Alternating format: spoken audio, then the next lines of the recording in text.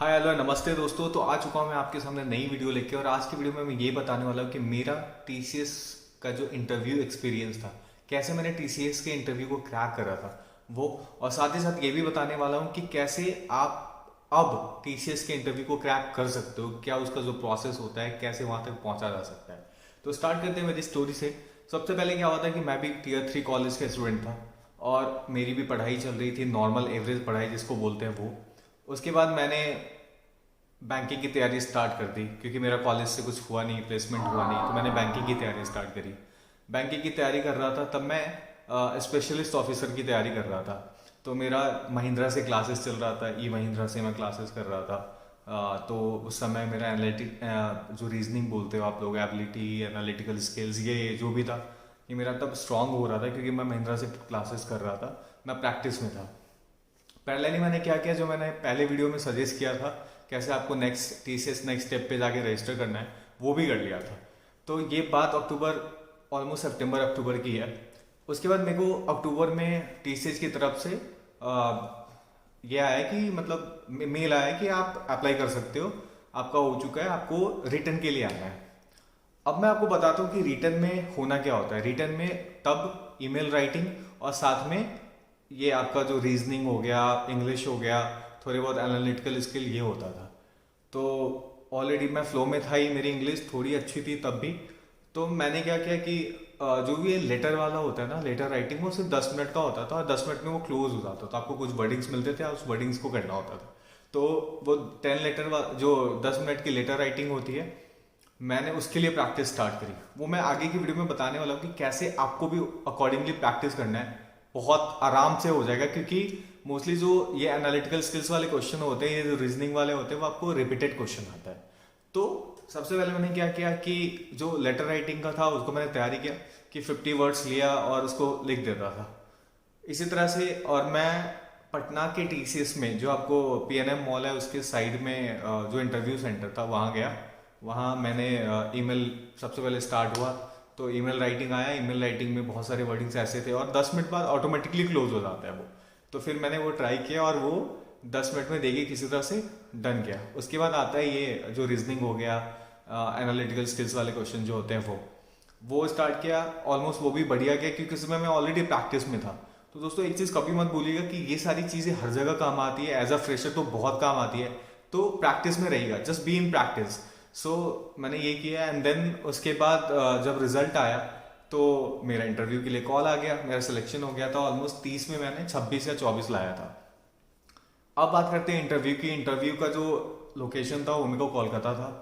कोलकाता में इंटरव्यू का लोकेशन था। मैं पहुंचा वहाँ किसी तरह से, और मैं जाने की स्टोरी बताता हूँ। जब मैं पहुंचा तो स्टेशन पे मेरी जो टीटी होती है उन्होंने पकड़ लिया, क्योंकि मेरे पास प्लेटफॉर्म टिकट नहीं था। मेरे को स्टेशन जाके टिकट लेना था, बट प्लेटफॉर्म टिकट नहीं था, तो पहले इसने पकड़ लिया। फिर स्टेशन जाके मैंने टिकट लिया। उस समय ऐसा था कि इंस्टेंट आया था, तो मैं जल्दी से टिकट विकट भी बुक नहीं कर पाया। ऑलमोस्ट वैसा बहुत अलग टाइम था उस समय का। फिर मैंने किसी तरह मैनेज वैनेज किया, एंड देन कोलकाता पहुंचा। कोलकाता पहुंचा, जो इंटरव्यू लोकेशन था वहां पे कम से कम 6-7 हज़ार, इनफैक्ट उससे ज़्यादा लोग थे। करना क्या था, थोड़ा सा डरा हुआ तो था ही कि भैया कैसे होगा। पहुंचा, पहुंचने के साथ देखा कि बहुत सारे लोग हैं, सबको ग्रुप में बांट दिया गया। ग्रुप में बांटने के बाद मैंने देखा कि क्या कर सकते हैं, इंटरव्यू तो देना ही था, रिज्यूमे था, डर भी लग रहा था कुछ होएगा होएगा या नहीं होगा, पता नहीं। फिर मैंने दिया। पहला जो आप वहाँ जब जाते हो तो आपको एक ग्रुप में बांट दिया जाता है, और एक पैनल होते हैं वहाँ पे, 10 पैनल बैठे होते हैं। तो वो ग्रुप का बंदा उस पैनल पे जाएगा, बी ग्रुप का बंदा इस पैनल पे जाएगा, तो ऐसे सारा सेटअप होता है। तो हुआ यूँ कि पहुंचा, देखा कि कैसे करना है इस चीज़ को, इंटरव्यू को कैसे क्रैक करना है। फिर मैंने देखा कि धीरे धीरे जो लोग हैं वो L1 के लिए जा रहे हैं। तो मेरा भी कॉल आया, मैं L1 के लिए गया। जैसे L1 में पहुंचा, सामने 3 इंटरव्यूअर बैठे हुए थे। मैंने कहा कि ठीक है, रिज्यूमे उन्होंने, ऑलरेडी रिज्यूमे उनके पास रहता है। रिज्यूमे देखा, और फिर हमने स्टार्ट किया। उन्होंने मेरा रिज्यूमे पढ़ा। पहला क्वेश्चन था कि भैया इंट्रोड्यूस योर सेल्फ, तो मैंने अपने बारे में बताया। फिर मैंने रिज्यूमे देखा। रिज्यूमे में उन्होंने ये देख लिया कि मैं बिहार क्विज कंपटीशन जो था वो, उसमें मेरा अच्छा रैंक आया था। और दूसरा जो डोडल बनाते हो ना, डूडल फॉर गूगल, मैंने वो डूडल भी बनाया था अपने 10th क्लास में। तो वो डूडल भी मैंने बनाया। तो वो दोनों जो चीज़ था वो इंटरव्यूअर को ऐसे दिख गया, भैया कुछ तो यूनिक है। तो उन्होंने क्या किया, सबसे पहले स्टार्ट किया डूडल बनवाना। तो उन्होंने बोला कि चलो गूगल का बनाओ, जिसमें जो तुम्हारा थीम होगा वो होगा इंडिया। तो मैंने डूडल का थीम बना दिया, मतलब गूगल लिख दिया और गूगल में थोड़ा इंडिया का सिटी वाइज दे दिया, जयपुर ये वो। तो इम्प्रेस हो गया वहाँ पे। उसके बाद आया टेक्निकल क्वेश्चन पे। टेक्निकल में उन्होंने दो चीज़ें करवाई, एक तो फिबोनाची सीरीज, उसके बाद पैलिंड्रोम, स्ट्रिंग पैलिंड्रोम। ये दोनों उन्होंने मेरे को कोडिंग स्किल्स को चेक करने के लिए दिया। तो ये कोडिंग था, ये मैंने कोडिंग दिया। इंटरव्यू इसके आगे भी था, उन्होंने इंग्लिश में कम्युनिकेशन का थोड़ा बहुत देखा, उतना नहीं देखा पर थोड़ा बहुत देखा, क्योंकि उस समय मैं इतना भी फ्लुएंट नहीं था बोलने में। तो किसी तरह मैंने वो राउंड क्लियर क्या किया, उस समय पता नहीं था कि मैंने क्लियर किया भी है।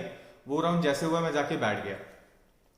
मैं बैठा हूँ टीसी। उसमें क्या होता है कि जब आप इंटरव्यू दोगे और जब आप पास होगे तो एक बीच में एक मैनेजर आता है या एचआर आता है, फिर आपका नाम कॉल करता है।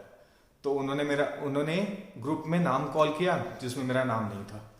अब लग गया कि भैया हो गया, मैं तो यहाँ से जा रहा हूँ।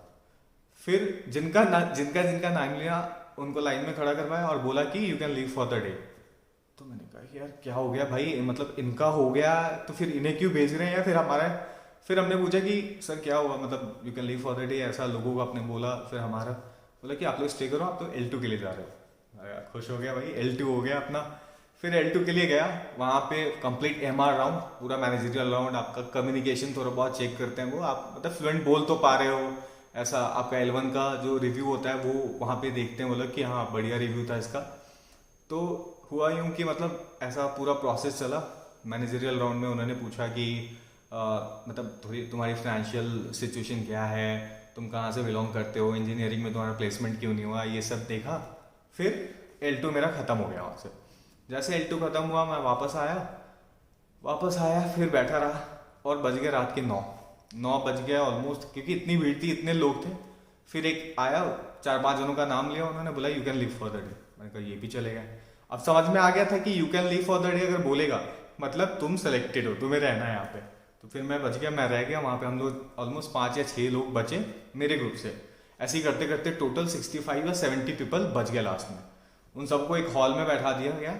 उसके बाद एक एचआर आया, जो एचआर हेड वेड थे, उन्होंने सबका डॉक्यूमेंटेशन स्टार्ट कर दिया।